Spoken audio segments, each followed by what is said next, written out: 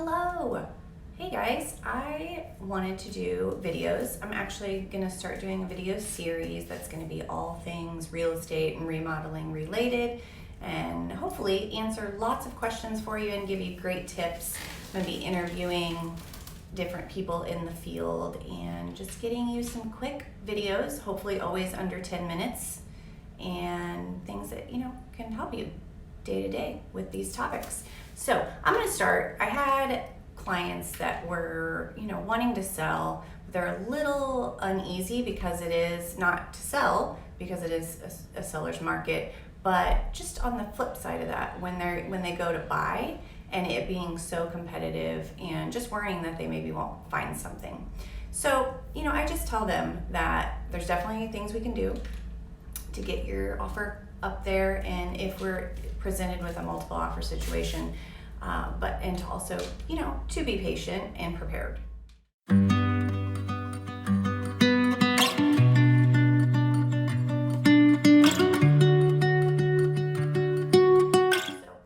I am going to be giving you guys probably 3 tips.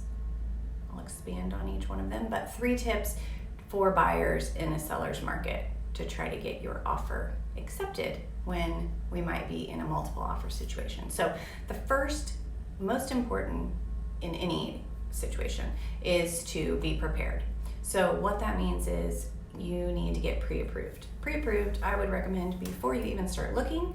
That way you are ready, because most of the time you go out, you look, you find something you love, and we're ready to make an offer. And you don't want to be trying to get that pre-approval letter when when it's maybe like 8 o'clock on a Wednesday night and you have to get the offer in, or Sunday afternoon. So that's normally when the offers seem to happen. So you want to make sure that you have that letter. That way you also know what you're looking for and what price range. Last thing I would want is for my clients to fall in love with something that just really won't work out for them and their budget. So be prepared. Find a lender. I love local lenders. If I'm listing a house and I'm looking at offers coming in and we've got multiple offers, if it's a local lender that I know I can communicate with, that helps.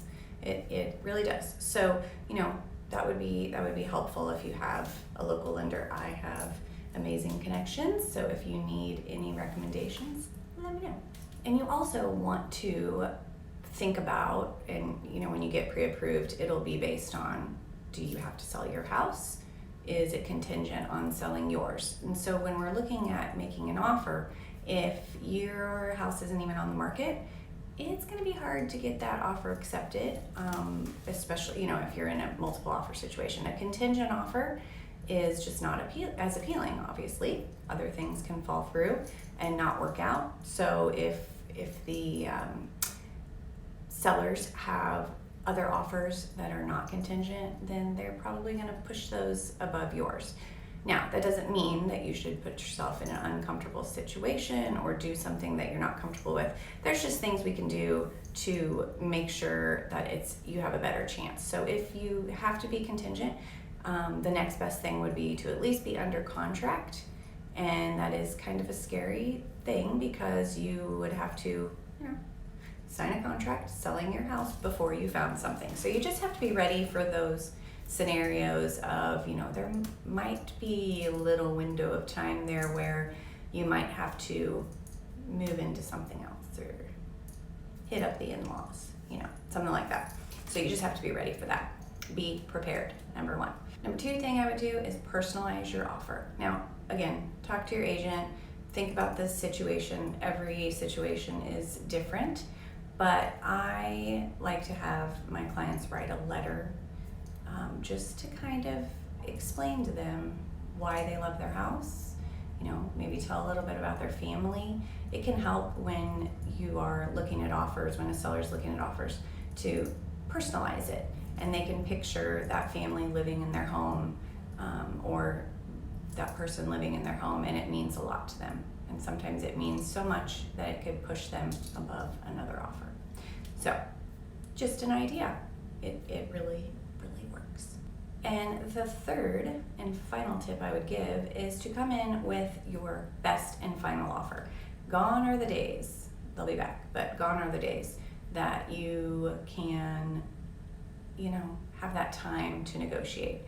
And you want, and again, this is when your agent knows that there are multiple offers coming in and it's maybe just went on the market.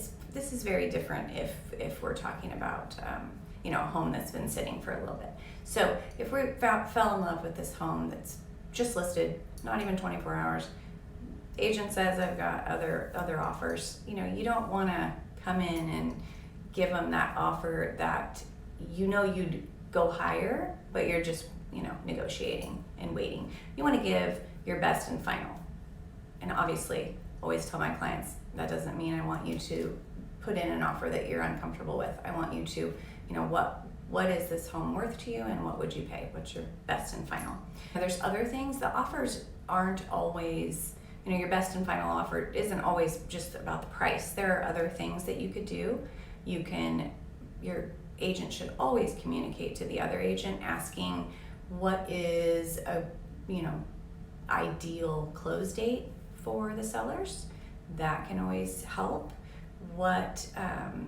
Just what are some other things that the seller is really looking for? I always contact the agent asking them what some things are in those regards. When would they like to close? What's their scenario?